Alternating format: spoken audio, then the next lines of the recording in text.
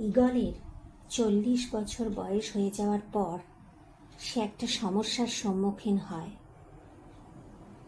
হয় তাকে মৃত্যুকে মেনে নিতে হয়, নয়তো তাকে 150 দিনের একটা পরিবর্তনের মধ্যে দিয়ে যেতে হয়, এবং সেই পরিবর্তনটি খুবই যন্ত্রণাদায়ক।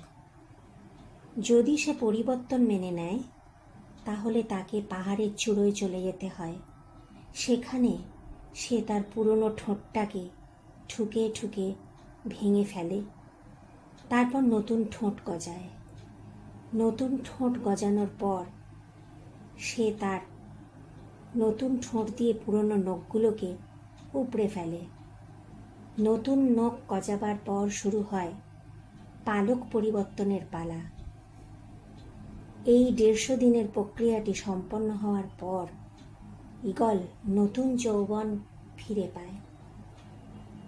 সে আবার আরও 30 বছর রাজকীয়ভাবে বেঁচে থাকতে পারে। ঈগলের এই গল্প থেকে আমরা বুঝতে পারি জীবনের পথ কখনো খুব মসৃণ হয় না।